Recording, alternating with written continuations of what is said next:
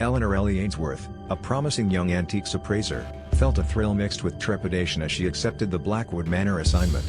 Known for her meticulous eye, Ellie secretly harbored insecurities about her own reflection, making the prospect of evaluating the artifacts of the notoriously vain Silas Blackwood intriguing. The decaying Victorian mansion, shrouded in overgrown ivy and local whispers, promised a significant professional challenge. Little did she know, the true test wouldn't be valuing porcelain or silver, but confronting a darkness lurking within an ornate parlor mirror, a darkness that threatened to consume her very sense of self. Let's begin the story. Get comfortable and listen closely.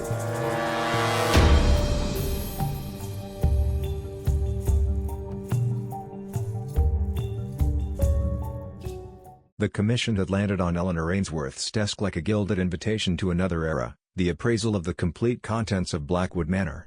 For an antiques appraiser in her late 20s, ambitious and eager to make her mark at the prestigious firm of Davis and Ashton, it was a significant opportunity. Blackwood Manor wasn't just old, it was legendary, a Victorian relic perched on a cliff overlooking the tumultuous grey sea, untouched for decades, its contents whispered about in collecting circles. Its master, Silas Blackwood, long deceased, had been a man of immense wealth and, according to rumor, even greater eccentricity and vanity. Now, distant, uninterested relatives had inherited the pile and wanted it liquidated, transforming history into hard cash.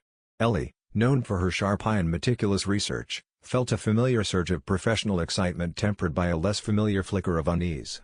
While she could dissect the provenance of a Chippendale chair or date lace with pinpoint accuracy, her assessment of her own worth felt far less certain. She was keenly aware of a quiet insecurity that lingered beneath her professional poise, a dissatisfaction with her reflection that she usually pushed aside with disciplined focus.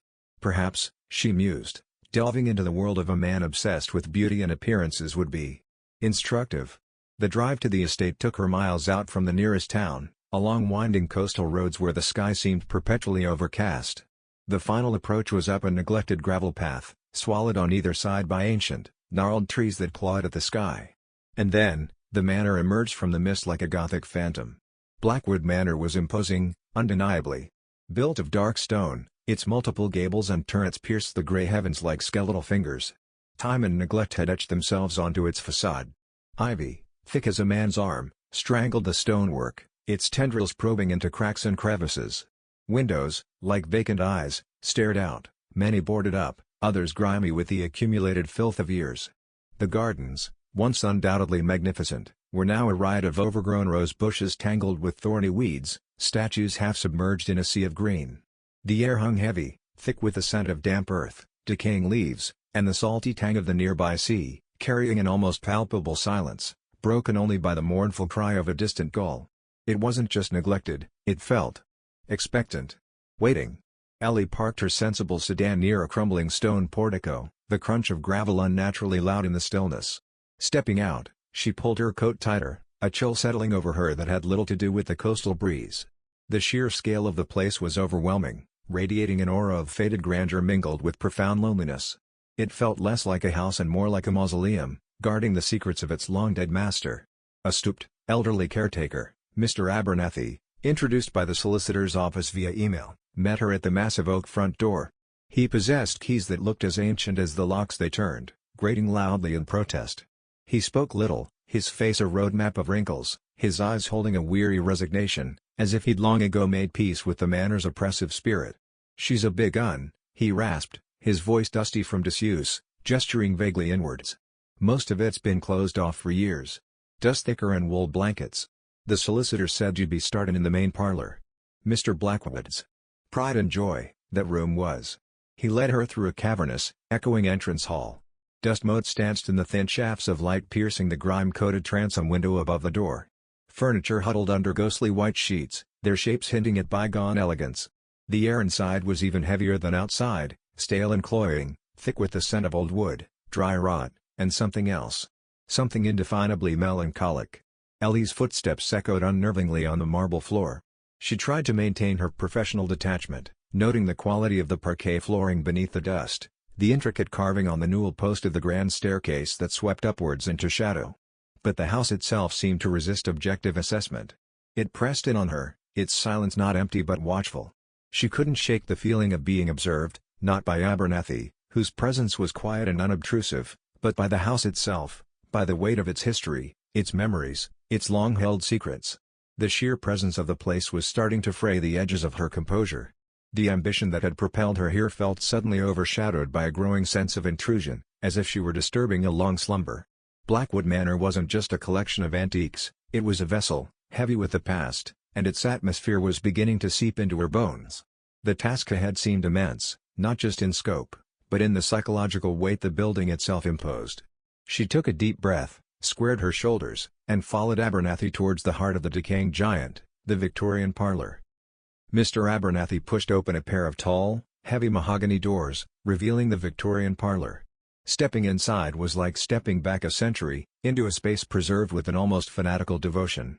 While decay had crept into the rest of Blackwood Manor, this room felt different, curated, cherished, almost frozen in time. It was the undisputed centerpiece of Silas Blackwood's world. The air here was less dusty, though still heavy with the scent of beeswax, potpourri long turned to dust, and old velvet. Sunlight, filtered through thick, deep crimson velvet drapes that reached from ceiling to floor, cast the room in a subdued, almost theatrical glow. The patterns on the ornate Axminster carpet were still visible, depicting elaborate floral motifs in rich jewel tones. Furniture crowded the space, a Knoll sofa upholstered in patterned damask, several high-backed armchairs with intricate carvings, delicate Hepplewhite side tables bearing porcelain figurines and silver-framed daguerreotypes, a grand piano shrouded in shadows in one corner, its keys yellowed like old teeth. Every surface seemed adorned, with lace doilies, tasseled cushions, objets d'art. It was a symphony of Victorian maximalism, a testament to wealth and a certain suffocating taste. Ellie's appraiser's eye immediately began cataloguing. The quality was undeniable. Blackwood had possessed both money and a discerning eye, at least by the standards of his time. She noted a particularly fine Meissen clock on the mantelpiece, a pair of Sevres vases, the intricate marquetry on a writing desk tucked near the window. Her professional instincts kicked in, momentarily pushing back the oppressive atmosphere of the house. This room alone could fetch a fortune at auction. But dominating the room, positioned strategically on the longest wall opposite the grand fireplace, was the mirror. It commanded attention instantly. Easily 7 feet tall and 4 feet wide, it was a full-length looking glass framed in an extraordinarily ornate, heavily carved gilt-wood frame. Acanthus leaves, scrolling vines, and grotesque cherubs writhed around the edges, culminating in a dramatic crest at the top featuring what looked like a stylized, sightless mask. The gilding, though tarnished in places, still held a deep, burnished glow in the dim light. The glass itself was thick, beveled at the edges, and possessed the slight waviness characteristic of older mirror plates. Ellie approached it, momentarily forgetting the other treasures in the room. Its craftsmanship was exceptional, likely French or Italian, late 19th century. It was a statement piece, designed not just for reflection but for projecting status, wealth, and a certain dramatic flair. It perfectly embodied the spirit of the room, and likely, the spirit of Silas Blackwood himself. She leaned closer, examining the frame for maker's marks, noting the quality of the carving. Then, her gaze drifted to the reflection within. It captured the room behind her, the heavy furniture, the draped windows, the play of light and shadow, creating a silent, still duplicate of the parlor. She saw her own figure, small and somewhat insignificant amidst the Victorian clutter, her dark coat absorbing the light, her face pale in the subdued illumination. For a moment, she just looked. And then she noticed it. A slight distortion. Near the edge of the glass, the reflection of a nearby armchair seemed subtly warped, its lines bending almost imperceptibly. She shifted her position slightly. The distortion remained. Old glass, she told herself immediately. Imperfections in the silvering process, trapped air bubbles, the natural settling of the heavy plate over a century, all perfectly rational explanations. Antique mirrors often had quirks. It added to their character, their history. She raised a hand to tuck a stray strand of hair behind her ear, watching the gesture in the glass. Her reflection copied the movement precisely, of course. Yet, did her reflection's eyes linger a fraction of a second longer than her own? Was the set of its mouth slightly different, less neutral, perhaps hinting at an expression she wasn't consciously making? No. That was absurd. It was the light, the shadows, the way the old glass subtly diffused the image. It was the oppressive atmosphere of the house getting to her, planting suggestions. She was tired from the drive, perhaps. Her eyes were playing tricks on her. She forced herself to turn away, focusing instead on the writing desk nearby. It was a beautiful piece, likely rosewood, with delicate inlay. She ran a gloved hand over its smooth surface, her mind trying to return to the familiar comfort of professional assessment. Provenance, condition, estimated value. Facts. Figures. Tangible reality. But her eyes kept straying back to the mirror. It seemed to draw the light, reflecting the dim parlor with an unnerving clarity. It was more than just a piece of furniture, it was the room's focal point, its unblinking eye. It watched her as she moved, its vast surface capturing her every step, her every glance. Mr. Abernathy cleared his throat from the doorway. "Will you be needin' anything, miss? Lights? Tea?"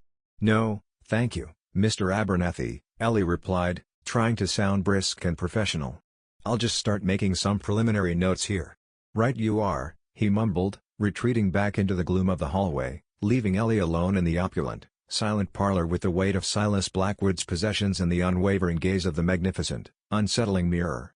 The initial thrill of the assignment was now thoroughly tangled with a thread of disquiet, a sense that this room, and particularly its grandest ornament, held more than just monetary value. It held a presence. And it was watching her. Days bled into one another within the cloistered confines of Blackwood Manor. Ellie established a routine, arriving early each morning as the coastal mist clung to the grounds, and leaving as dusk began to steal the light from the grimy windows. She dedicated most of her initial efforts to the Victorian Parlor, meticulously examining, photographing, and cataloging each object. It was painstaking work, demanding intense concentration, yet she found her focus continually drawn, almost magnetically, back to the enormous gilt-wood mirror. She set up a small folding table near it, spreading out her notes, reference books, and measuring tools. Working in such close proximity meant the mirror was constantly within her peripheral vision, its vast reflective surface a silent companion to her solitary labor. And the anomalies continued. At first, they were fleeting, easily dismissed. A shadow in the reflection that seemed to linger too long after she moved. The color of the velvet drapes appearing a shade deeper, more vibrant, in the glass than they were in reality.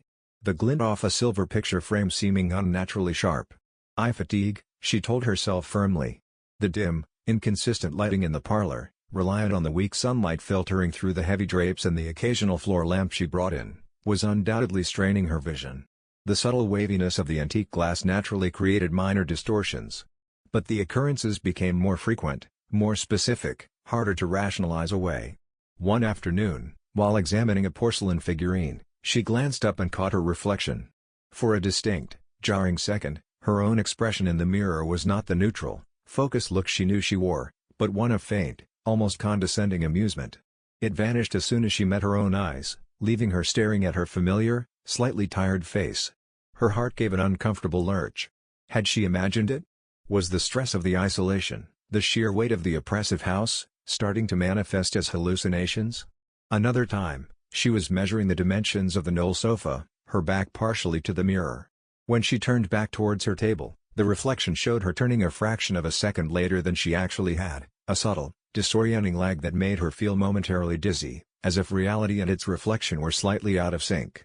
She shook her head, rubbing her temples. Too many hours cooped up in this strange, time-warped room. She started conducting small tests, trying to catch the mirror out. She'd hold up a specific object, note its details, then quickly look at its reflection, searching for discrepancies. She'd move suddenly, watching her mirrored counterpart closely. But the mirror seemed coy, revealing its oddities only in unguarded moments, when her attention was elsewhere, caught in glimpses from the corner of her eye. When directly confronted, it behaved impeccably, reflecting the room and its contents with passive accuracy. The most unsettling aspect, however, was the subtle alterations to her own image. It wasn't just the fleeting expressions. Sometimes, when she glanced casually into the glass, her hair seemed to have more volume, her skin looked clearer, the lines of fatigue around her eyes less pronounced. The Ellie in the mirror sometimes looked better, more polished, more confident, closer to the ideal she subconsciously held but rarely acknowledged. It was faint, barely perceptible, but it was there. A flattering lie whispered by the glass. She found herself looking into it more often, not just for anomalies, but drawn by a nascent curiosity, a flicker of vanity she hadn't realized she possessed. Did she really look like that? Could she? The rational part of her brain screamed that it was impossible, a trick of light and mind. The mirror was old glass and silvering, nothing more. But the insecure part, the part that felt plain and overlooked, drank in the subtly enhanced reflection. One evening, Packing up her equipment, she stood before the mirror, deliberately studying her reflection. Under the focused scrutiny, it seemed normal. Just her, Ellie Ainsworth, antiques appraiser, tired after a long day, her blouse slightly rumpled, a smudge of dust on her cheek. Yet, as she turned to leave, she caught a final glimpse.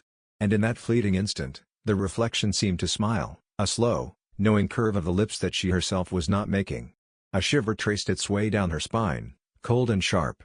Enough. She needed a break. She needed distance from this house, from this room, from this thing. She gathered her belongings with trembling hands, almost fleeing the parlor, the heavy doors closing behind her with a soft, decisive click. But even as she hurried down the echoing hallway and out into the crisp evening air, the image from the mirror lingered, imprinted on her mind. The seed of unease planted on her first day had taken root, sprouting into genuine fear. The mirror wasn't just reflecting the room, it felt like it was reflecting something else entirely, something hidden within herself, and distorting it with unsettling intent. The discovery happened late one afternoon, during a meticulous examination of the rosewood writing desk tucked away near the heavily draped window. Ellie had already catalogued its primary features, the elegant proportions, the intricate marquetry, the silver escutcheons. She was checking the drawers for any hidden compartments or maker's marks, a standard part of the appraisal process. Most were empty, lined with faded velvet or smelling faintly of dried ink and old paper. But as she ran her gloved fingers along the underside of the top edge, beneath the main writing surface, she felt it, a slight unevenness, a seam almost perfectly disguised within the decorative molding. With careful pressure, she located a tiny, almost invisible catch. A soft click echoed in the quiet parlor, and a shallow, hidden drawer sprang open, no more than an inch deep and spanning the width of the desk. It wasn't empty. Lying snugly within lay a single object, a leather-bound book. It was clearly a diary or journal, its dark green cover worn smooth with handling, the corners softened, the spine creased. Gilt lettering, faded but still legible, embossed the cover, S.B., Reflections. Ellie's heart beat a little faster. S.B., Silas Blackwood. This had to be his personal journal. Finding such a personal item was always a delicate matter, raising questions of privacy versus historical significance, but in the context of an estate appraisal, particularly one involving a figure as reclusive and enigmatic as Blackwood, it was potentially invaluable. She carefully lifted the diary from its hiding place. The paper was thick, high-quality rag, slightly yellowed with age. The binding was tight, suggesting it had been well kept, perhaps frequently consulted. Opening it, she found pages filled with dense, elegant script, penned in black ink that had faded slightly to brown. The handwriting was precise, almost obsessively neat in the earlier entries, betraying a meticulous, perhaps even rigid personality. She settled into one of the less intimidating armchairs, angling the diary towards the weak afternoon light filtering through the drapes, and began to read. The initial entries, dated decades earlier, chronicled Blackwood's life as a wealthy gentleman of leisure. There were accounts of acquisitions, paintings, sculptures, rare books, furniture. His passion for collecting beautiful objects was evident, described with an almost sensuous appreciation for form, craftsmanship, and rarity. He wrote of attending auctions in London and Paris, of correspondence with dealers, of the thrill of securing a coveted piece. His tone was self-assured, sophisticated, occasionally boastful, painting a portrait of a man accustomed to getting what he wanted, surrounded by beauty of his own choosing. But even in these early pages, hints of his profound vanity surfaced. He described commissioning portraits, agonized over the cut of his suits, and remarked frequently on the pleasing effect of his own appearance when glimpsed in shop windows or the polished surfaces of his possessions. There was a constant need for admiration, not just of his things, but of himself. Then came the first mention of the parlor mirror. It arrived with a shipment of other antiques from Italy. Blackwood described it with rapturous enthusiasm, a magnificent specimen. The frame a veritable riot of gilded exuberance, the glass possessed of a depth and clarity I have seldom encountered. It commands the parlor, transforms it. Placed opposite the fireplace, it reflects the flames, the furniture, the very essence of the room, creating a tableau of unparalleled elegance. It is captivating. From that point on, the mirror became a recurring motif in the diary. Initially, his comments were aesthetic, praising its beauty, its transformative effect on the room. He wrote of spending hours in the parlor, simply observing the play of light and reflection. But gradually, the tone began to shift. Spent the evening contemplating the mirror, one entry read. It is more than mere glass and silver. It seems to hold the light differently, to deepen the shadows. My own reflection within it possesses a certain vitality. It shows me not just as I am, but as I ought to be. This entry marked a subtle but significant change. His focus shifted from the mirror as an object to the reflection it offered, particularly his own. Subsequent entries detailed his growing fascination. He began spending more and more time in the parlor, often alone, simply gazing into the glass. "The mirror does not lie," he wrote a few months later. "It reveals truth. The fleeting expressions of others, the subtle shifts in the room's atmosphere. It captures all. And it shows me. Perfected. The lines of age seem softened, the eyes hold a brighter spark. Is this mere fancy? Or does the glass possess a unique quality, a power to refine reality?" Ellie felt a chill despite the stuffiness of the room. Blackwood's words echoed her own unsettling experiences with uncanny precision. The flattering distortions, the sense of the reflection being somehow more than the reality, he had seen it too. As she read further, the entries became more intense, more introspective, bordering on obsessive. He described the mirror as being almost alive, a silent confidant. His vanity, already significant, seemed to swell under the mirror's influence. He wrote less about other acquisitions, social engagements fell away, his world narrowing to the confines of the parlor and the image within the gilt frame. A later entry, the handwriting slightly less controlled, read, "There are whispers. Or perhaps it is merely the sighing of the wind, or the settling of this old house. But sometimes, when I gaze deep into the reflection, I fancy I hear suggestions, encouragement, promises. It speaks to the truest part of me, the part that values beauty and permanence above all else." Ellie closed the diary, her hand trembling slightly. This wasn't just the journal of a vain collector. It was a chronicle of a descent, a disturbing journey into self-obsession, seemingly catalyzed and amplified by the very mirror that now dominated the room she sat in. The unease she'd felt before coalesced into something colder, sharper. The mirror wasn't just old glass. Silas Blackwood had believed it was something more. And reading his words, feeling the echoes of his experience in her own, Ellie was beginning to fear he might have been right. The diary felt less like a historical artifact and more like a warning. The discovery of Silas Blackwood's diary fundamentally altered Ellie's relationship with the parlor mirror. What had begun as professional assessment, morphing into uneasy curiosity, now deepened into a reluctant, almost fearful, fascination. Blackwood's words resonated with her own confusing experiences, lending them a disturbing weight, a historical precedent that made dismissing them as mere stress or imagination increasingly difficult. Yet, paradoxically, understanding Blackwood's obsession didn't entirely repel her, instead, it seemed to subtly validate the mirror's strange pull. She found herself inventing reasons to spend more time near it. Ostensibly, she was examining the intricate details of the gilt-wood frame for her appraisal report, noting the minor damages, the areas where the gilding had worn thin. She'd run her fingers over the carved acanthus leaves and grotesque cherubs, her eyes inevitably drifting to the reflective surface. Or she would study the way the mirror captured the light at different times of day, telling herself it was crucial for understanding the object's display potential. But these professional justifications grew thin, even to herself. The truth was, she was drawn to her own reflection within its depths. The subtle enhancements she'd noticed before seemed, perhaps, a little more pronounced now, or maybe she was just more attuned to them, more willing to see them.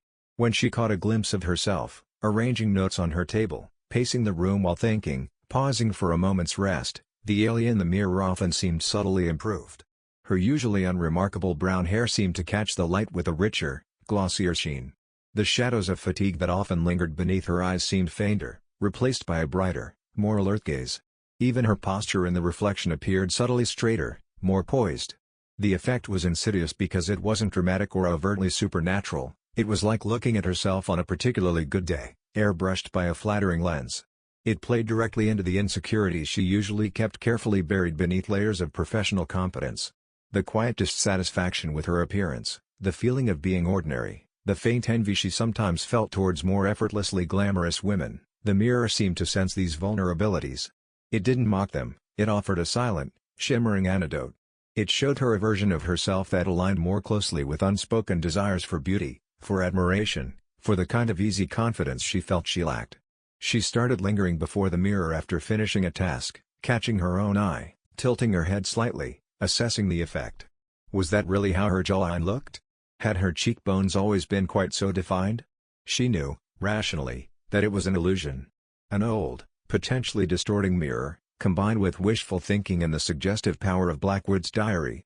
Yet, the allure of that enhanced reflection was potent, addictive. It felt good, deceptively so, to see that idealized version of herself looking back.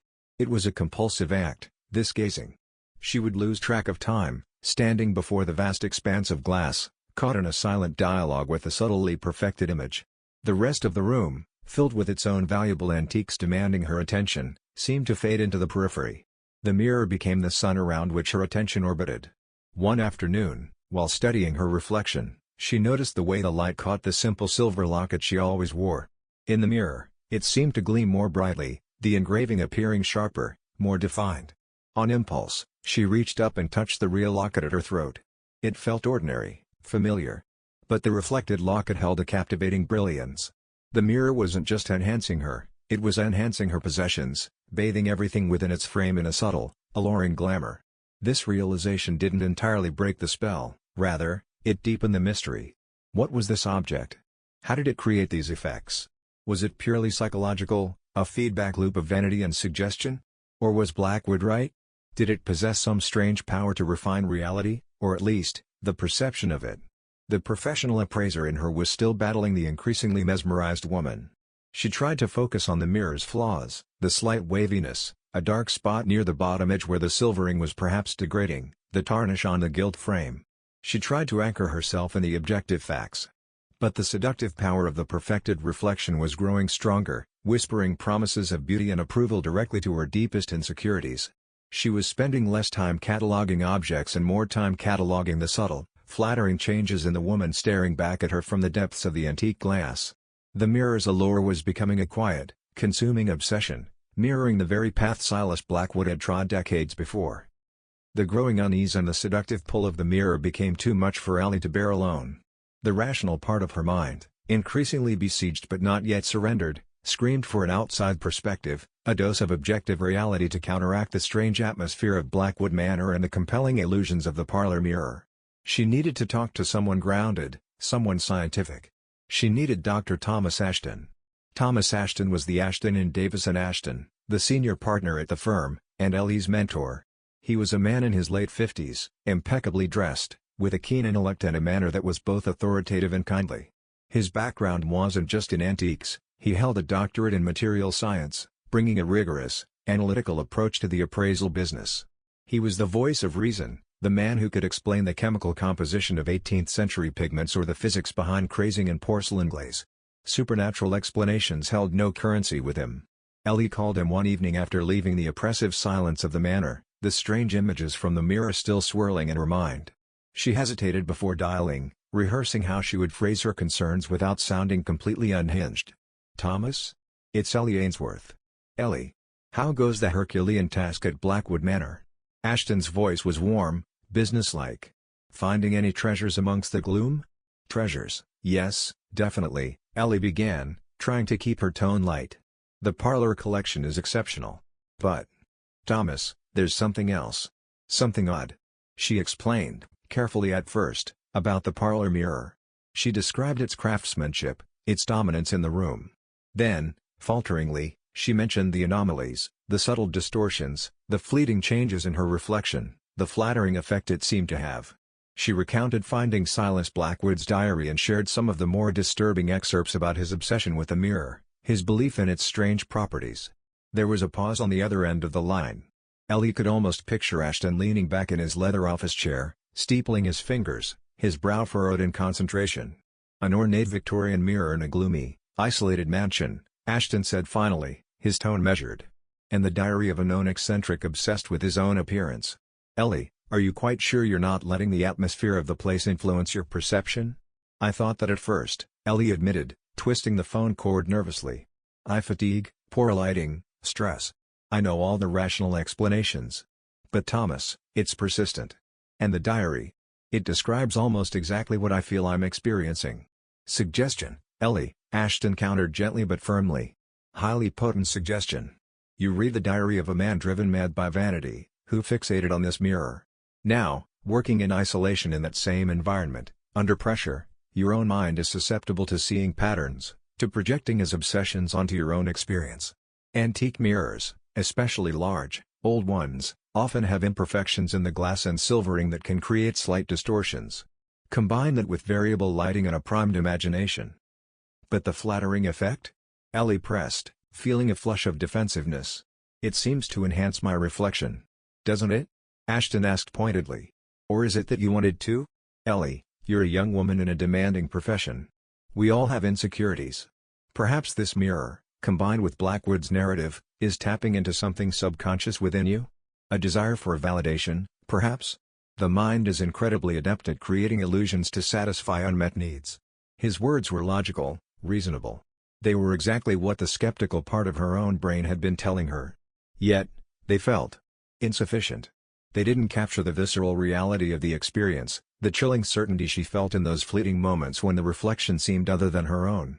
I understand what you're saying, Thomas, she said quietly. But it feels real.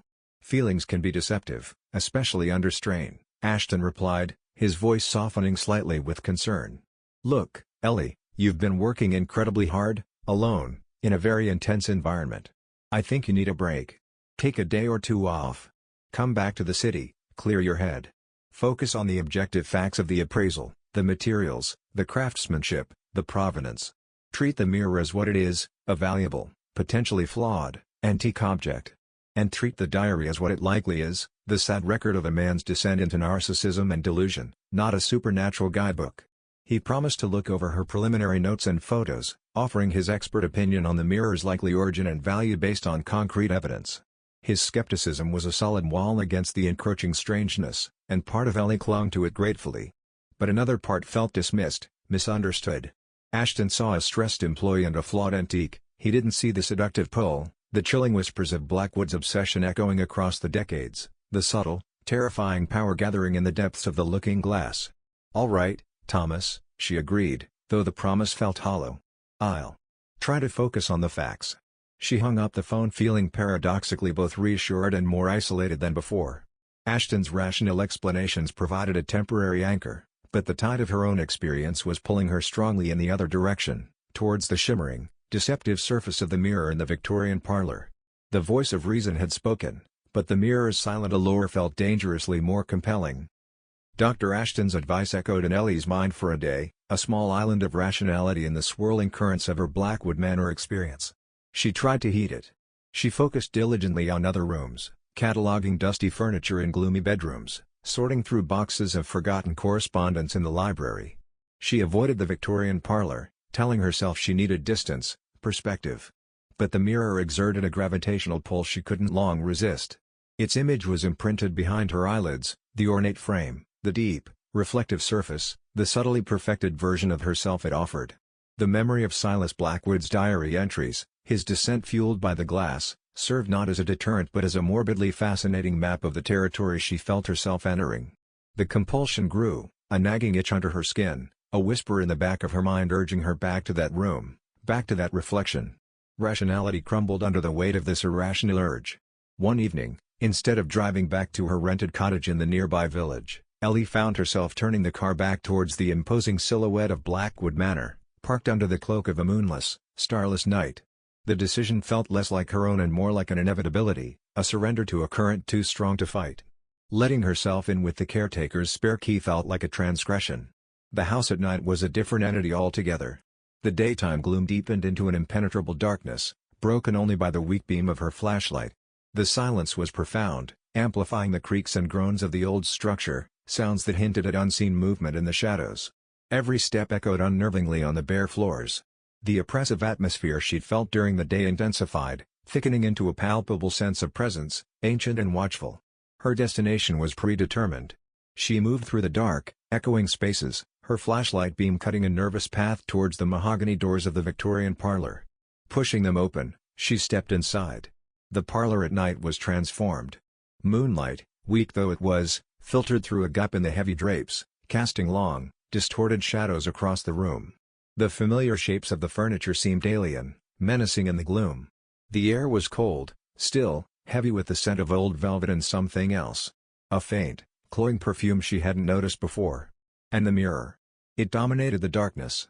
It seemed to gather what little light there was, its surface gleaming with a cold, internal luminescence. It didn't just reflect the shadowed room, it seemed to absorb it, to deepen the darkness within its frame. Ellie approached it slowly, hesitantly, her flashlight beam dancing across the ornate giltwood frame before settling on the glass. Her own reflection stared back, a pale, wide-eyed silhouette against the deeper shadows of the reflected room. The flattering distortions she'd noticed before were absent now, replaced by an unnerving clarity that seemed almost too sharp, too real. She stood there for a long time, captivated, her breath misting slightly in the cold air. The silence stretched, taut and expectant. And then, she heard it. It wasn't a distinct sound at first, more like a subtle shift in the silence, a vibration in the air. A whisper, faint as moth wings against glass. So beautiful. Ellie froze, her blood turning to ice. She strained her ears, convinced it was the wind, or the house settling, or her own overwrought imagination. She held her breath, listening. Came back. Clever girl. The whisper seemed to emanate not from the room around her, but from the mirror itself, from the direction of her own reflection. They were soft, sibilant, strangely intimate. And undeniably seductive. Deserved so much more. Such potential. She raised a trembling hand to her mouth, stifling a gasp. Was she hallucinating? Was this the breaking point, the moment her sanity finally fractured under the strain? She shone her flashlight around the empty room, searching the corners, the heavy drapes. Nothing. No one. Just the silent furniture and the oppressive darkness. She turned back to the mirror, her heart pounding against her ribs. Her reflection watched her, its expression unreadable in the dim light. Let me show you what you can be. Perfect. Admired. The voice, or voices, it was hard to tell, sometimes seeming singular, sometimes plural, a chorus of sibilant whispers, wasn't just flattering now. It held a promise, an offer tailored directly to the insecurities she'd felt the mirror probing. It spoke of beauty, admiration, the fulfillment of unspoken desires. It felt like it was reading her mind, plucking thoughts and wishes from the deepest, most hidden corners of her psyche. Terror warred with a strange, compelling curiosity. This was impossible. Mirrors didn't whisper. Yet, the voice persisted, weaving a seductive web of words that seemed to hang in the air before her, reflected back at her from the depths of the glass. Trust me. Trust what you see. What you can become. Ellie stared into the mirror, into the eyes of her own reflection, searching for some sign, some clue. The reflection remained still, yet the whispers continued, coiling around her, insidious, persuasive. She felt dizzy, disoriented, the lines between reality and hallucination blurring dangerously. Was the house haunted? Was the mirror a conduit? Or was she truly losing her mind, projecting her own desires and fears onto the silent glass, giving them a voice? She didn't know. All she knew was the chilling reality of the whispers in the dark parlor, the seductive promises echoing from the mirror, and the terrifying realization that she was utterly alone, caught in the mirror's unnerving, inescapable gaze. The irresistible urge that had drawn her back had led her here, to this moment of terrifying communion, leaving her questioning everything, especially her own sanity. Ellie sought refuge, ironically, back in Silas Blackwood's words. Haunted by the whispers she'd heard, or imagined she'd heard, in the dead of night, she compulsively returned to his diary, searching for parallels, explanations, or perhaps just confirmation that she wasn't entirely alone in this madness. She skipped past the earlier entries detailing acquisitions and social commentary, focusing now on the period after the mirror's arrival, tracing the trajectory of his obsession.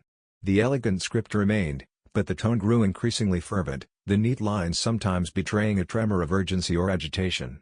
Entry, October 17, 1888. Hours spent before the glass today. The parlor is my sanctuary, the mirror my oracle. It no longer merely reflects, it reveals.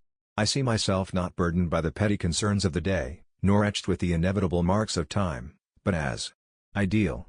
The very image of enduring elegance and vitality. It shows me my true self, the self that exists beyond the fleeting decay of flesh.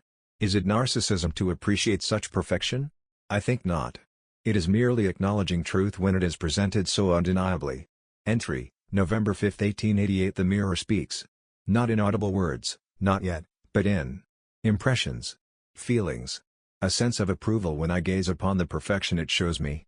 A subtle encouragement to linger, to appreciate, to become that reflection. It understands my devotion to beauty, to permanence. It recognizes a kindred spirit, one repulsed by the vulgarity of aging and decline. We share a common goal, the preservation of the ideal. Entry, December 21, 1888. Dismissed Higgins today. The fool dared to imply I was spending too much time in the parlor. How could he understand? He sees only glass and gilt. He doesn't perceive the dialogue, the communion. The mirror offers insights the dullards of the world could never comprehend. It shows me glimpses, reflections of others, subtly altered, revealing their hidden envies, their pathetic insecurities. It arms me against their mediocrity. Ellie paused, rereading that last sentence. Revealing their hidden envies, their pathetic insecurities. Had the mirror been doing that to her, subtly turning her perceptions, making her feel superior, more critical? She thought of her recent interactions, a slight impatience she'd felt, a dismissive thought about a colleague's taste. Was that the mirror's influence, echoing Blackwood's own growing isolation and contempt? The entries continued, charting a deepening withdrawal from the outside world.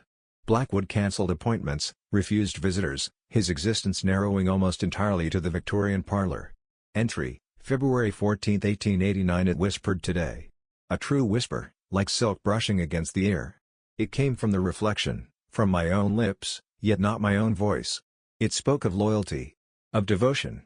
It praised my commitment, my understanding of its unique gifts.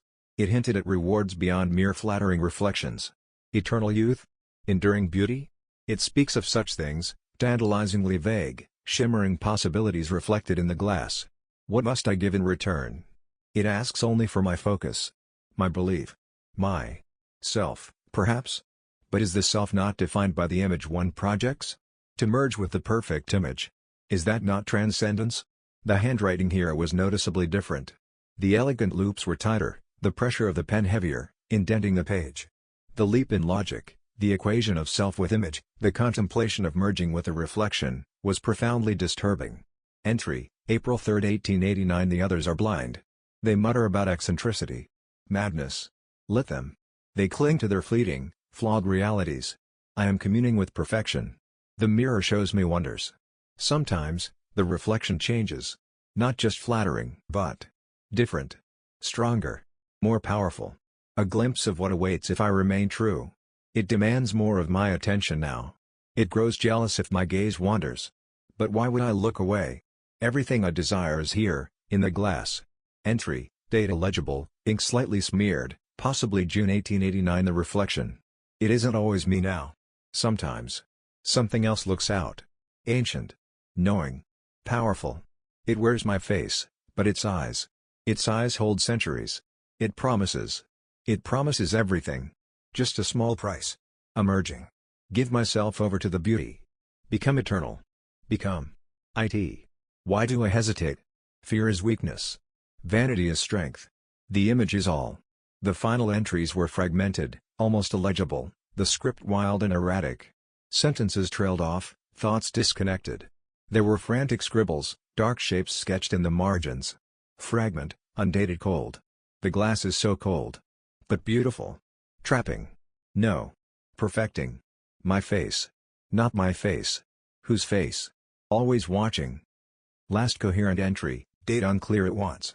In. It wants. Out? The reflection. It's wrong. Distorted. Monstrous. No. Beautiful. It promised. Beauty. Eternal. Trapped. Help. Ellie closed the diary slowly, a profound sense of dread washing over her. This was not just vanity. This was a complete psychological disintegration, a terrifying descent into delusion and paranoia, seemingly orchestrated by the entity, or influence, residing within the mirror. Blackwood hadn't just been obsessed, he'd felt threatened, manipulated, potentially consumed by the very reflection he initially adored. The whispers Ellie had heard, the promises. They were echoes of the same deadly siren song that had lured Silas Blackwood to his doom. The diary was no longer just a warning, it felt like a prophecy, and she was its next subject. The chilling chronicle of Silas Blackwood's descent, combined with her own nocturnal experience, should have terrified Ellie into abandoning the Blackwood Manor assignment altogether. Dr. Ashton's rational skepticism offered a lifeline back to normalcy. Yet, the mirror's insidious pull proved stronger than fear, stronger even than logic. Instead of recoiling, Ellie found herself drawn even deeper into its orbit, the line between fascination and obsession blurring into non-existence. She resumed her work in the parlor, the diary now a constant, unsettling companion resting on her work table. But her focus was fractured. Minutes stretched into hours spent simply gazing into the gilt-framed glass. The whispers she'd heard that night didn't return, not in an audible way. But the mirror communicated nonetheless, through the subtle, persistent perfection of her reflection. And slowly, almost imperceptibly at first, Ellie began to change. The shift wasn't conscious. It manifested in small ways. She started spending longer getting ready in the mornings, scrutinizing her appearance with a critical eye she hadn't possessed before, striving to match the subtly idealized image she saw in the parlor mirror. She bought a new, expensive brand of makeup during a brief trip back to town for supplies, something she'd previously considered an unnecessary extravagance. Her professional, slightly severe attire began to incorporate softer fabrics, more flattering colors. Her internal monologue shifted too. Thoughts about object provenance and historical context were increasingly crowded out by thoughts about her appearance. Did this blouse complement her eyes? Was her hair behaving today? She found herself subtly preening when she caught her reflection not just in the parlor mirror, but in any reflective surface, a polished tabletop, a window pane, the screen of her switched-off laptop. Her personality underwent a subtle but noticeable alteration. The quiet insecurity that had once underpinned her ambition was being overlaid by a brittle veneer of vanity. She became slightly more aloof with Mr. Abernathy, less patient with his slow pace. During phone calls with the solicitors handling the estate, her tone held a new note of clipped impatience, a subtle condescension. She found herself mentally critiquing the appearance of others, the solicitor's ill-fitting suit, the dated hairstyle of a woman in the village shop, with a sharpness that felt alien, yet strangely satisfying. These changes mirrored, with frightening accuracy, the early stages of Silas Blackwood's transformation described in his diary. The growing self-absorption, the dismissal of others, the intense focus on outward appearance. It was as if the mirror wasn't just reflecting her image, but actively imprinting Blackwood's flaws, his obsessions, onto her own psyche. The reflection wasn't just showing her a perfected visual self, it was subtly shaping her inner self to match its implied standards. Dr. Ashton noticed the change during their weekly check-in calls. Ellie's updates on the appraisal seemed rushed, punctuated by slightly jarring comments about the value of appearance or dismissive remarks about the tastelessness of certain objects she would previously have analyzed with objective detachment. "Ellie, are you feeling all right?" Ashton asked during one such call, his voice laced with genuine concern. "You sound different. A bit sharp." "I'm perfectly fine, Thomas," Ellie replied coolly, examining her reflection in the dark screen of her phone. "Just focused. This project requires a certain aesthetic sensibility, wouldn't you agree? Not everyone possesses it." The comment hung in the air, uncharacteristically arrogant. Ashton didn't push, but his worried silence spoke volumes. He mentioned later that week, casually, that perhaps another appraiser could assist her, given the scale of the Blackwood collection. Ellie rejected the suggestion instantly, defensively. This was her assignment. She alone understood the nuances of Blackwood Manor, the importance of its centerpiece. She knew, on some level, that she was changing, that the mirror's influence was deepening.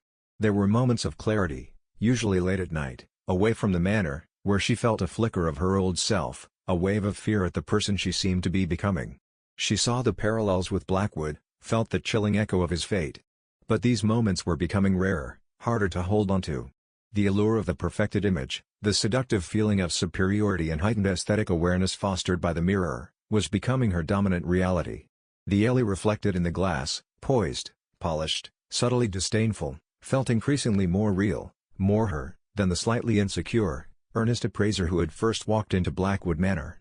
The mirror wasn't just showing her a reflection, it was performing a slow, insidious identity theft, blurring the lines between observer and observed, reality and illusion, until she began to fear she might forget who she was supposed to be outside of its captivating, corrupting gaze. The honeymoon phase with the mirror, the period of subtle flattery and gentle ego-stroking, began to wane. The reflection remained captivating, the idealized image of Ellie still compelling, but the silent communication emanating from the glass shifted, taking on a sharper, more demanding edge.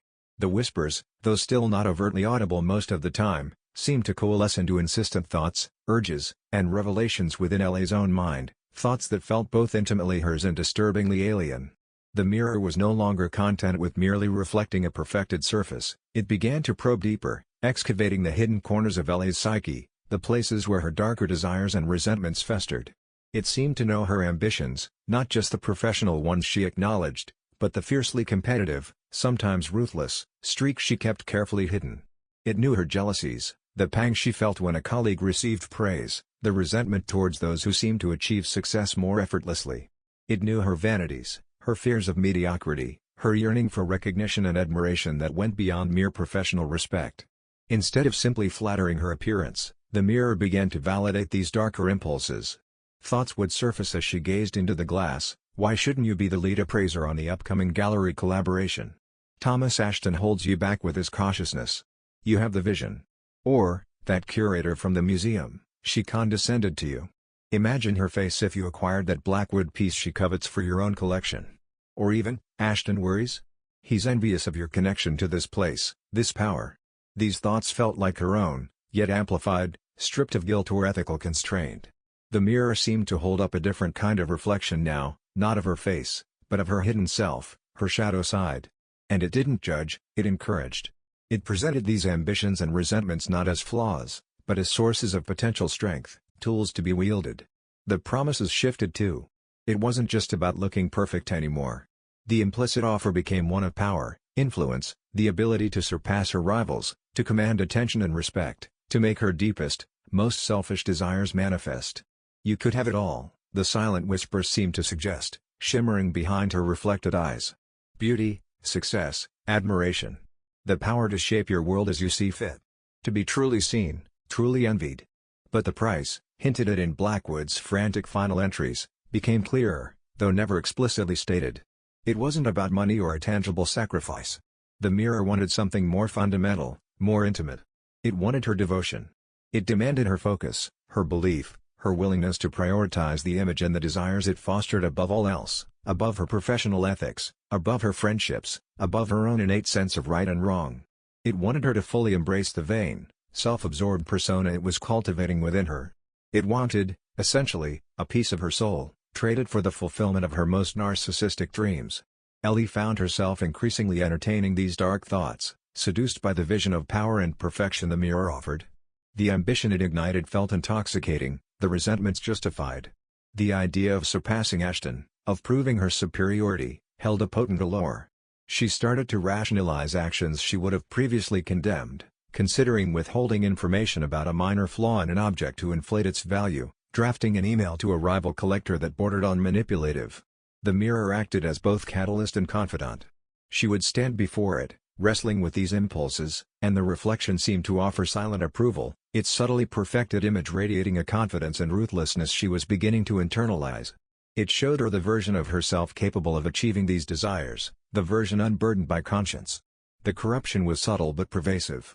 The mirror wasn't a cackling demon demanding a blood pact, it was a sophisticated manipulator, using Ellie's own vanity and hidden desires as leverage.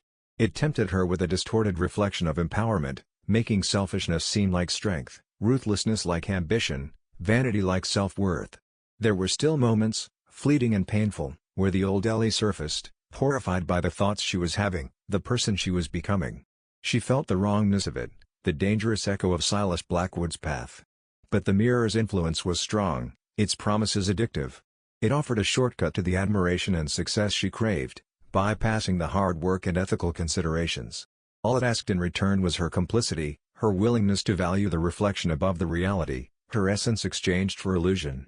The mirror was revealing its true nature, not just a passive object, but a corrupting force, feeding on human vanity and ambition, promising perfection while demanding the slow surrender of the self. Dr. Thomas Ashton's concern for Ellie had solidified into genuine alarm. Her recent communications hadn't just been sharp, they'd been disturbingly erratic, laced with an unfamiliar arrogance and an obsessive focus on the Blackwood mirror that bordered on delusional. Her dismissal of his offer for assistance, coupled with her increasingly grandiose claims about her unique understanding of the collection, set off warning bells he couldn't ignore. His initial diagnosis of stress and suggestion felt increasingly inadequate to explain the profound shift in her personality. Driven by a sense of responsibility for his protégé and a growing unease about the mirror itself, Ashton decided to conduct his own investigation, moving beyond the appraisal notes and delving into the history of Blackwood Manor and its enigmatic former owner. He started with the firm's archives, then expanded his search, contacting local historians, trawling through digitized county records, and even making discreet inquiries in the village near the estate, a place that held long memories. What he uncovered painted a picture far darker than mere eccentricity. While Silas Blackwood had initially been known in society for his wealth and discerning taste, his later years were marked by a dramatic withdrawal and disturbing rumors.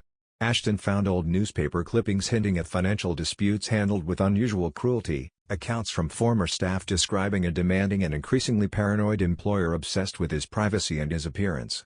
There were whispers of abrupt dismissals, unpaid debts, and a chilling lack of empathy.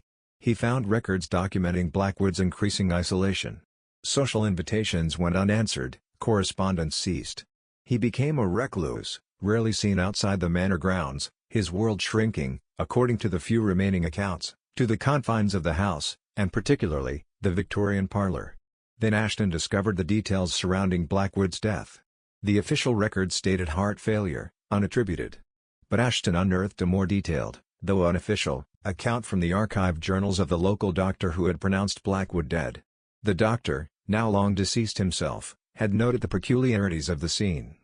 Blackwood was found slumped in an armchair in the parlor, directly facing the large giltwood mirror. His eyes were wide open, fixed on the glass with an expression of sheer terror frozen on his features. There were no signs of struggle, no obvious physical trauma beyond the stillness of death, but the doctor had unsettlingly described the atmosphere in the room as charged and profoundly unnatural. He'd also noted finding the leather-bound diary clutched loosely in Blackwood's hand. Ashton cross-referenced this with local lore he gathered from cautious conversations in the village pub. Older residents recalled stories passed down from their parents or grandparents who had worked at the manor or lived nearby. They spoke of Blackwood's madness in his final years, his obsession with the devil's looking-glass in the parlor. Some whispered that the mirror had stolen his soul or shown him something no man should see. While Ashton instinctively recoiled from such superstitious interpretations, the consistency of the narrative was striking. Putting the pieces together, the diary Ellie had described, the historical accounts of Blackwood's cruelty and paranoia, his obsessive focus on the mirror, the circumstances of his death, and Ellie's own alarming personality changes, Ashton began to form a terrifying hypothesis. He still didn't believe the mirror was possessed in a traditional supernatural sense. He was a man of science, after all. But he couldn't deny the evidence of its profoundly destructive influence. He theorized that the mirror, perhaps through a combination of its age, its craftsmanship, and its sheer imposing presence in that specific environment, acted as a powerful psychological catalyst. It preyed on inherent vanity and insecurity, creating a feedback loop of narcissistic obsession. For a man like Blackwood, already predisposed to vanity and isolation, the mirror became a focal point for his delusions, amplifying his flaws, feeding his paranoia, reflecting his inner darkness back at him until it consumed him, perhaps triggering a fatal psychological break or stress-induced event, a death driven by obsession, culminating right before the object of that obsession. And now, Ellie, with her own admitted insecurities, was trapped in the same environment, staring into the same glass, reading the same diary, and exhibiting the same alarming trajectory. Ashton's scientific skepticism warred with a primal fear. Whether the mirror's influence was psychological, environmental, or something stranger, the effect was undeniably real and dangerous. Ellie wasn't just stressed, she was in the grip of the same destructive pattern that had likely killed Silas Blackwood. His investigation transformed his concern into urgent fear. He had to get Ellie out of that house, away from that mirror, before she suffered Blackwood's fate.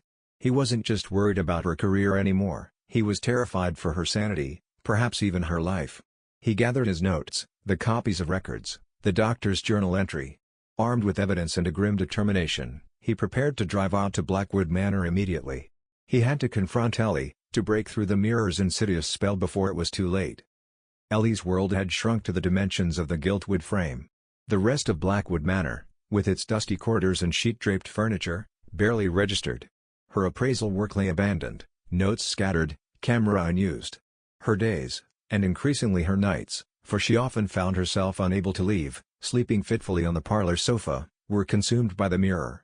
She existed in a state of near-constant communion with the glass. Time lost its meaning. Hours vanished as she stood or sat before it, lost in the depths of her own reflection.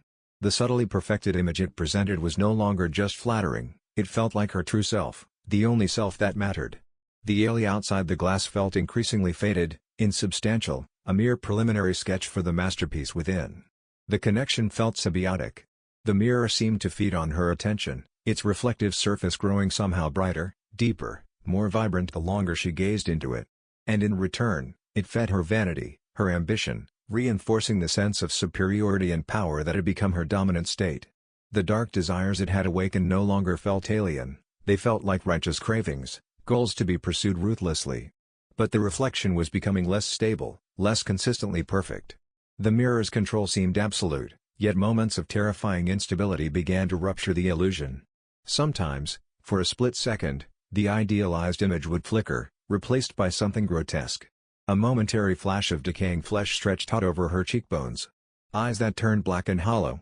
A silent scream twisting the beautiful lips into a rictus of horror. These flashes were instantaneous, vanishing as quickly as they appeared, leaving the perfected reflection immediately restored, as if nothing had happened. But they terrified Ellie, jolting her out of her narcissistic trance. They were glimpses beneath the mask, hints of the true nature of the presence she was communing with, the entity whose vanity mirrored and amplified her own. Was this the price? Was this the true face of the perfection it offered? Was this what Blackwood had seen in his final moments? She tried to pull away, to break the mirror's hold, but the addiction was too strong. The fear was quickly overridden by the intoxicating allure of the flawless image, the seductive whispers of power that seemed to resonate directly in her bones. The mirror soothed her anxieties after these flashes, projecting an image of serene confidence, whispering reassurances that felt like her own thoughts. Ignore the flickerings. Illusions caused by doubt. Weakness. Focus on the beauty. Focus on the power. That is the truth. Her sense of self grew increasingly fragmented. She felt trapped between the fading reality of her own identity and the dominant, demanding persona reflected in the glass. She looked at her own hands, turning them over, and they felt distant, unfamiliar. She spoke aloud sometimes, just to hear her own voice, but it sounded thin, reedy, lacking the authority of the silent pronouncements she felt emanating from the mirror. She started talking to the reflection, not just gazing at it. Murmuring questions, sharing her ambitions, seeking its silent approval. The reflection offered no audible reply, yet she felt understood, validated in a way no actual person ever had. It was a profoundly lonely, deeply narcissistic relationship, a folie à deux with her own idealized, corrupted image. She realized, with a chilling certainty that pierced through the layers of delusion, that she was losing herself. The mirror wasn't just influencing her, it was consuming her, drawing her essence into the cold, hard reality of the glass.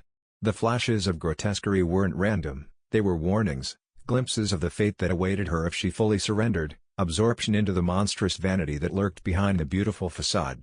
She was becoming a reflection, trapped in an illusion, her own will fading, replaced by the desires and the darkness staring back at her.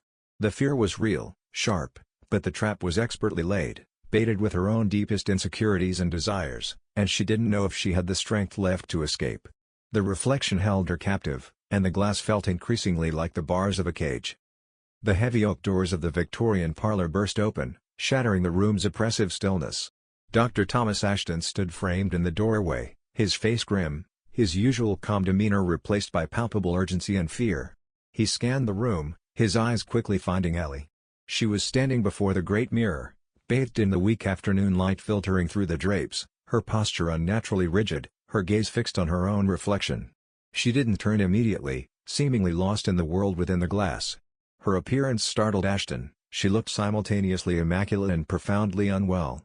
Her clothes were perfect, her hair flawlessly styled, but her face was pale, her eyes held a feverish, unfocused intensity, and there were dark circles beneath them that no amount of makeup could entirely conceal.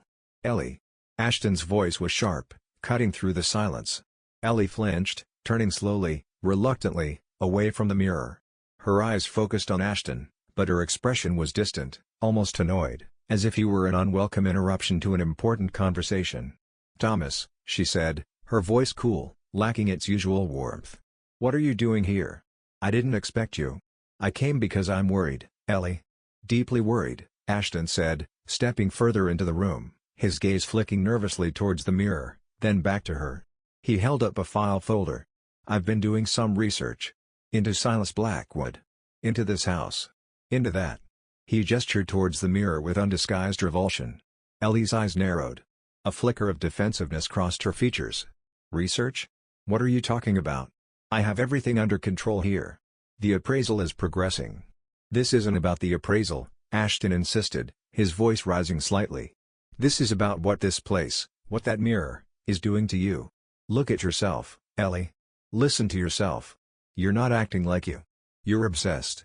He stepped closer, lowering his voice, trying to appeal to the rational woman he knew was still buried beneath the mirror's influence. "Blackwood died in this room, Ellie. Right in front of that mirror.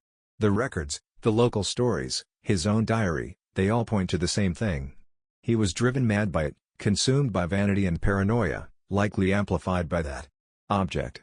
He opened the folder, trying to show her copies of the doctor's notes, the newspaper clippings. He died terrified, staring into that glass. Don't you see the parallels? The diary entries you found, your own recent behavior, it's the same pattern. Ellie glanced dismissively at the papers, then turned her gaze back towards the mirror, a faint, condescending smile playing on her lips. Silas Blackwood was weak, she stated, her voice carrying a chilling echo of the sentiments expressed in the diary. He couldn't handle the truth the mirror revealed. The power it offered. He succumbed to fear. I won't make that mistake. She's defending it, Ashton realized with horror. She sees me as the enemy.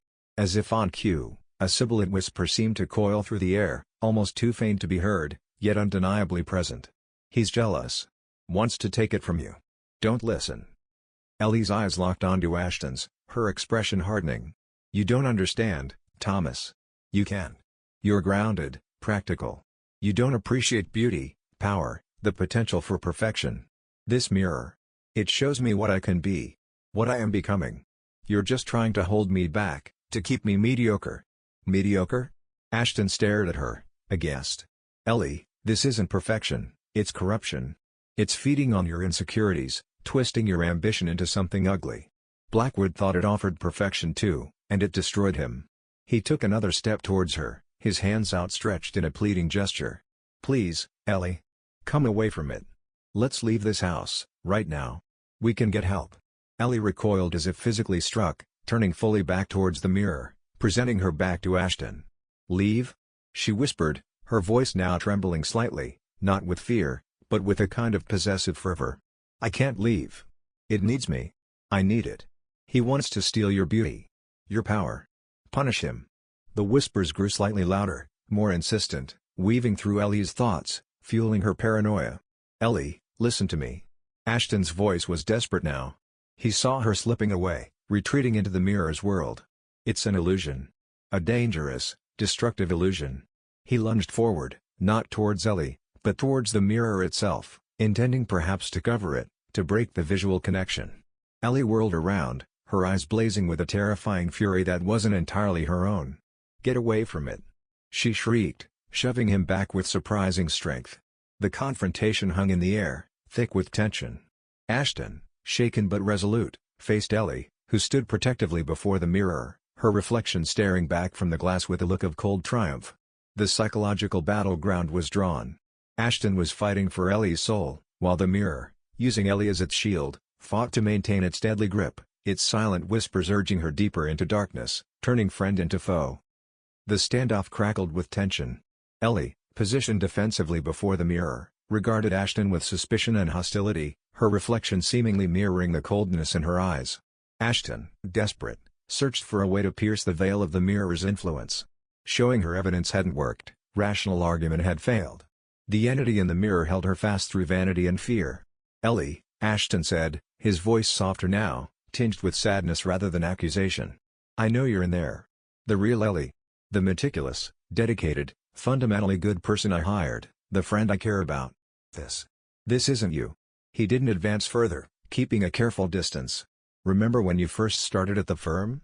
You were nervous, unsure, but so passionate about the history, the craftsmanship. You cared about the stories behind the objects, not just their value. You cared about integrity. Ellie flinched slightly. A flicker of something, confusion? Pain? Crossed her features before the hard mask slipped back into place. The whispers intensified, trying to drown out Ashton's words. Lies. Trying to weaken you. Remember the power. That power isn't yours, Ellie, Ashton continued, sensing a potential crack in her defenses. It belongs to whatever resides in that glass. It's using you, just like it used Blackwood. It feeds on insecurity, on the desire to be something you're not. But you don't need it. He took a cautious step closer. You're enough, Ellie. Just as you are. With your strengths and your flaws. Your ambition is real, but it doesn't need to be twisted like this. Your worth isn't measured by a reflection in a cursed mirror. His genuine concern, the sincerity in his voice, seemed to penetrate the fog of the mirror's manipulation more effectively than his earlier panic or anger. Ellie's gaze wavered, shifting from Ashton to her reflection, then back again. She saw the worry etched on his face, the lack of judgment, only fear for her. It contrasted sharply with the cold, demanding perfectionism emanating from the glass. A memory surfaced, unbidden. Her grandmother, years ago, showing her a tarnished silver locket, the same one she wore now. Her grandmother hadn't polished it to a perfect shine, saying, "The tarnish tells a story, Ellie.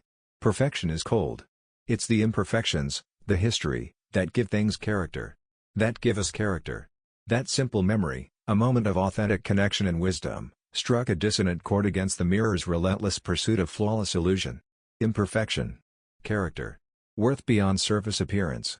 Ellie looked at her reflection again. The perfected image stared back, beautiful, poised, powerful. But suddenly, it looked empty. Cold. Lifeless. A beautiful mask hiding the grotesque flashes she'd glimpsed, hiding the void where her own self was dissolving. The whispers urged her to cling to the illusion. Don't be weak. Perfection is everything. He's trying to deceive you. But Ashton's words, the memory of her grandmother, and a rising tide of self-preservation instincts warred against the mirror's seductive lies. She saw the trap clearly now, the endless, consuming cycle of vanity, the isolation, the monstrous end that awaited her, just as it had awaited Blackwood. "No," she whispered, the word barely audible at first. She was speaking not to Ashton, but to the reflection, to the entity behind it. "No," she repeated, louder this time, finding her voice. She took a step back from the mirror, creating physical distance. The reflection's expression shifted, the serene confidence replaced by a flash of predatory anger. The air in the room grew colder. The whispers became frantic, desperate, promising anything, threatening everything. But Ellie's resolve hardened.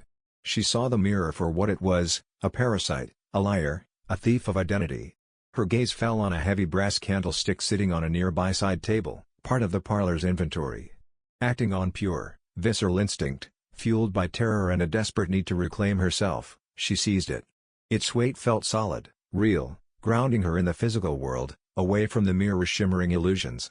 With a cry that was part rage, part fear, part liberation, she turned and swung the heavy candlestick with all her might towards the center of the ornate mirror. The impact was deafening in the silent room. The brass connected with the antique glass, and a network of cracks instantly radiated outwards like a spiderweb. The perfected reflection fractured, distorted into 1,000 sharp-edged pieces.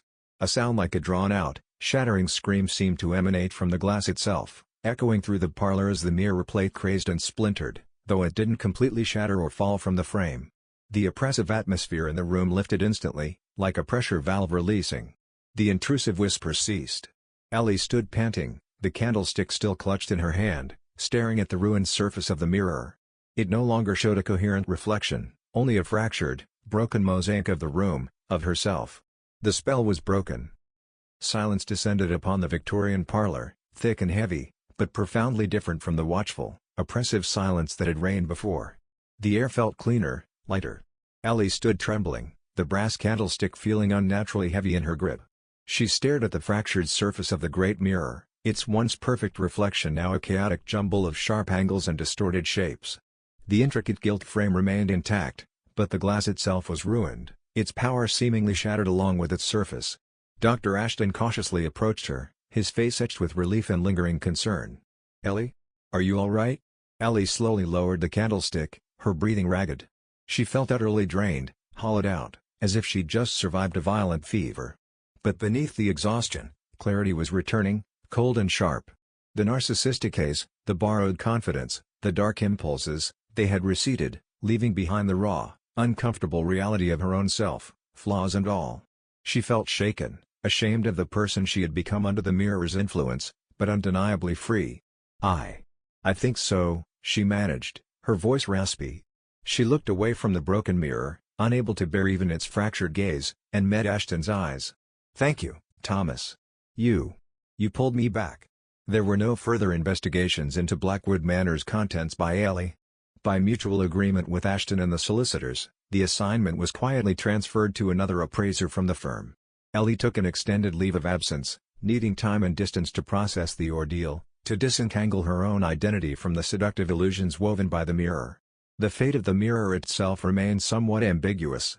The solicitors, informed discreetly by Ashton about its unsettling psychological effect and the incident resulting in its damage, framed as an accidental consequence of Ellie's distressed state, agreed it held little value in its current condition.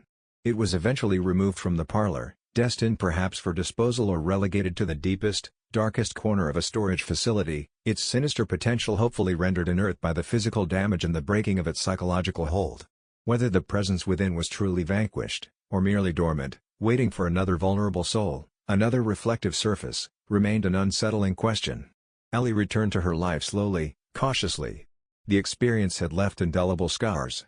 She was more wary, more introspective, acutely aware of the seductive power of vanity and the dangerous allure of illusions. The ambition remained, but it was tempered now by a deeper understanding of its potential dark side, and a newfound appreciation for authenticity over appearance. Weeks later, standing before the simple, functional mirror in her own apartment bathroom, Ellie braced herself. For a moment, the old fear flickered. What would she see? But the reflection that looked back was blessedly, comfortingly ordinary. Her hair was slightly messy, there were faint lines of fatigue around her eyes, her expression was thoughtful, perhaps a little sad, but entirely her own. She saw her imperfections, not as flaws to be erased or hidden, but as part of who she was, markers of her journey, her survival. She no longer sought validation from a distorted image. The ordeal in the Victorian parlor had been a terrifying descent into the dark side of self-perception, but emerging from it, she carried a hard-won strength, a quiet self-awareness.